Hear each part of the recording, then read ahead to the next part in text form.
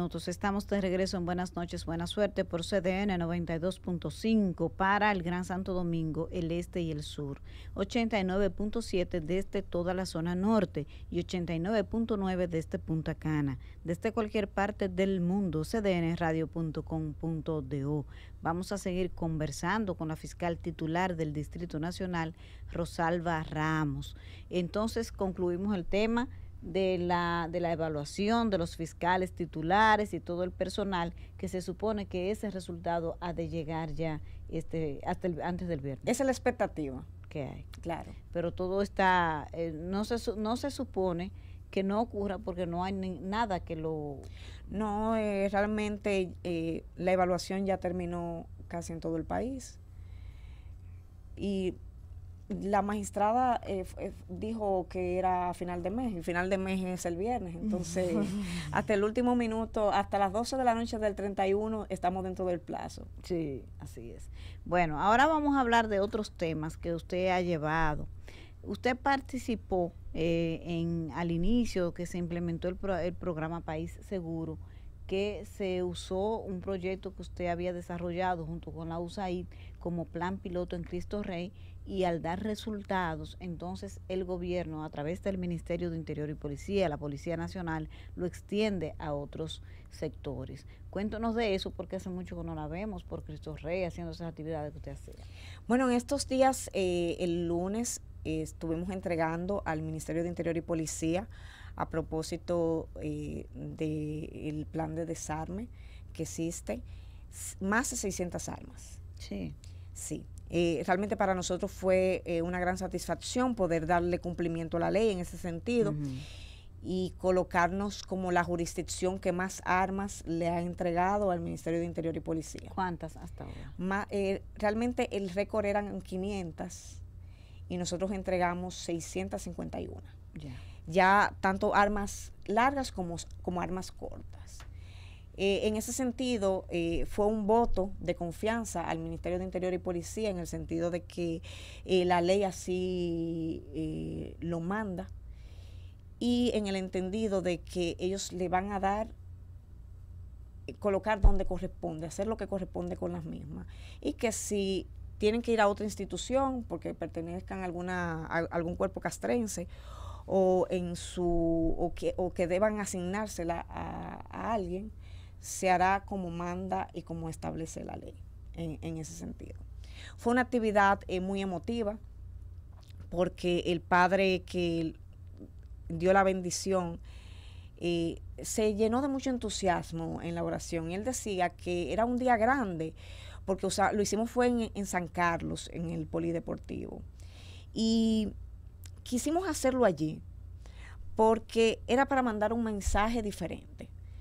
Estábamos hablando de armas que solamente sirven para destruir, que solamente sirven para matar, que eventualmente tú puedes hablar de que es para defender la soberanía, pero más que todo para propósito. Esas armas que se entregaron se utilizaron fueron para propósitos ilícitos.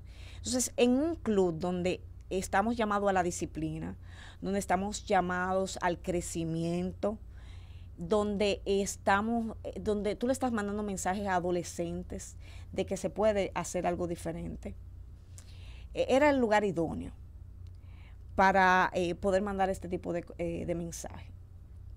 Y una gran oportunidad para aplaudir la institucionalidad, porque debemos dejar que cada institución haga su trabajo.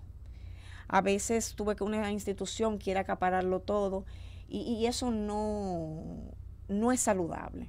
Cada quien debe hacer su papel, y eso lo que conlleva es al fortalecimiento de cada institución, cuando te toca también sacar el músculo para ejercitarlo, para hacer lo que te corresponde.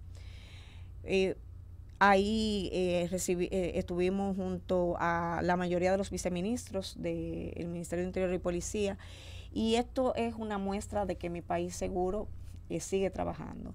Seguimos teniendo reuniones en ese sentido. ¿Y cómo van en los otros barrios? ¿Se han extendido? ¿Ha bajado la criminalidad? Porque para la gente nunca baja.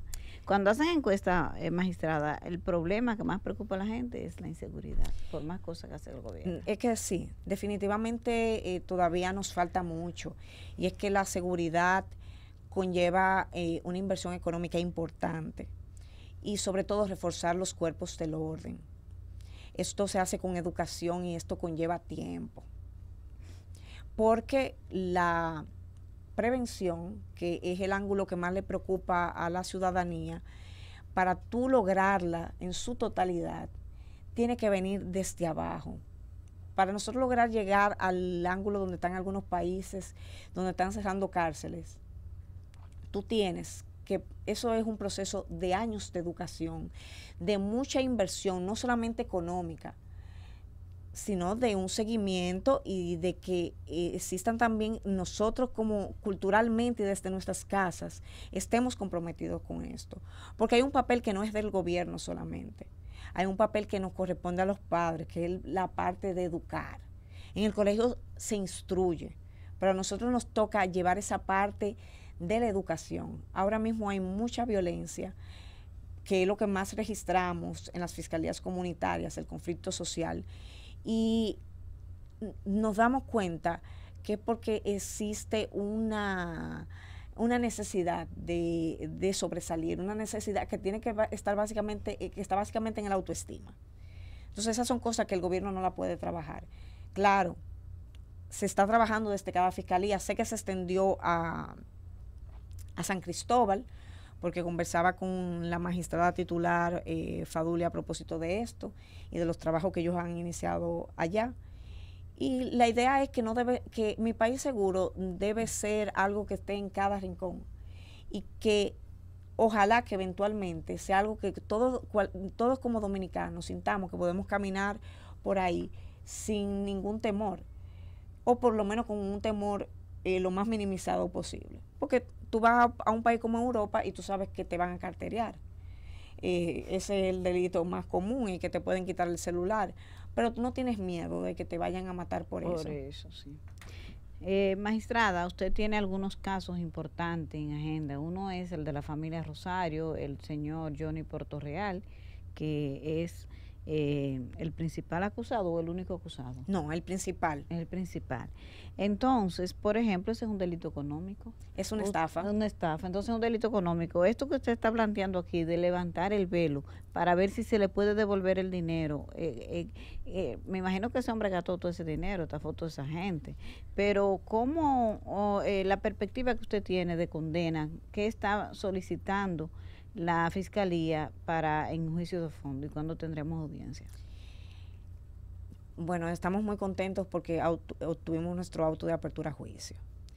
En un caso donde tenemos más de 200 víctimas y son más de 600 pruebas. Fue un caso difícil de conocer en la medida de coerción y en la preliminar ni les puedo explicar, porque si la medida de coerción, que es mucho más digerible y mucho más simple, en la audiencia preliminar fue donde también tuvimos mucho que ver y mucho que escuchar también por parte de las víctimas. ¿Y cuántos querellantes hay? Más de 200. Los querellantes, porque hay gente que no se querella, que termina estafada y no se querella. Lo que pasa es que tenemos víctimas y querellantes. Y al final también existió una etapa en donde algunos ya asumieron su querella con constitución en actor civil gracias al Estado, porque tenemos también se apoya a la víctima desde esta óptica, desde la Procuraduría. Sí. Algo que suma para que la víctima pueda obtener la parte económica que el Ministerio Público no está llamado a solicitar en una audiencia. Entonces, le dieron auto de apertura a juicio por estafa. Se va a conocer ya, está designada la segunda sala. Ya estamos esperando que nos notifiquen la fecha en ese sentido. Sabemos que va a ser un juicio difícil de conocer. ¿Por qué? Es que al final hay muchas personas que no se sienten estafadas, sino que lo que quieren es saber dónde está el dinero, de la herencia. ¿Todavía siguen creyendo que la herencia existe? Totalmente. Ay, entonces, es una estafa que es poco común, en el sentido de que un abogado, porque él mandaba a la gente a firmar los cutalitis, le solicitaba dinero en ese sentido para las diligencias. En fin, es un caso muy particular. No hay mucha jurisprudencia con esos casos así. Ese caso en principio, habían muchas personas que no creían que nosotros íbamos a lograr judicializarlo. Obviamente, Entre fiscales, jueces, opinión pública. Y qué decir cuando la orden de arresto hasta cumplió 1 año y logramos el arresto de Puerto Real gracias a la Fiscalía del Distrito, ni siquiera fue con el apoyo de la policía. Y tengo que decirlo porque esto es un logro de la Fiscalía de su departamento de prófugos. Y fue a través de una inteligencia que cuando fue arrestado, porque había sido muy aclamado el mismo. Sí. Pero este es un caso que nosotros sabemos que se va a ganar, porque es que tenemos pruebas tan abrumadoras y en cantidades tan exorbitantes que es imposible que no lo logremos. ¿Cuánto te van a pedir de prisión? ¿Por cuánto tiempo? ¿Cuánto es lo máximo y lo mínimo? Bueno, es que en el caso de estafa las penas no son tan elevadas. Incluso por eso lo está conociendo una sala. Lamentablemente lo máximo que pudiera hacer por estafa es 2 años. Ups. Entonces... ¿Y él tiene cuánto preso ya? Él tiene ya varios meses, pero se ha conocido rápido, porque cuando nosotros le presentamos la medida, a los 2 o 3 días le presentamos acusación. Es decir, que el factor tiempo no va a ser un problema. Y nosotros estamos completos para conocer mañana mismo. ¿Están listos? ¿La Fiscalía no le falta nada? La Fiscalía no le falta nada. Y tiene un equipo de litigación espectacular para este caso. Entonces lo máximo sería 2 años. Exacto.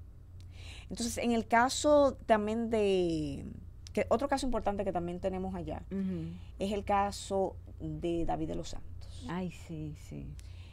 Es un caso que ha conmovido mucho a la sociedad dominicana y cómo no, cuando estamos hablando de que esta persona murió bajo la tutela y no sé si usar la palabra cuidado, porque es obvio que no lo hubo, de las autoridades. No debió ocurrir, no. Y aquí desde CDN se le ha dado mucho seguimiento a ese caso, aparte de todas las personas que se han sentido identificadas con recibir más respuesta. Nosotros sometimos a 11 imputados, entre los que se encuentran 3 que estaban detenidos junto con el señor David en la cárcel, 4 que eran seguridad de la plaza donde él fue arrestado de manera irregular, que es importante aclararlo porque él no había cometido ningún tipo de delito, sino que estaba en medio de una crisis y por eso es que el mismo juez acogió nuestra calificación jurídica en ese sentido. Y, ¿qué te puedo decir? 4 policías. Así que tenemos 11 imputados que le dieron auto de apertura a juicio. Es importante destacar que este irá para un colegiado por la calificación jurídica, porque nosotros lo estamos acusando por actos de tortura y barbarie. Ah, sí, porque usted que ha tenido esa figura en varios casos, usted ha hecho prevalecer el tema de los actos de barbarie. De tortura y barbarie. De tortura y barbarie. Ya va como es que en este caso en particular, a él, uno de los policías lo estaba grabando mientras lo estaban dando golpes.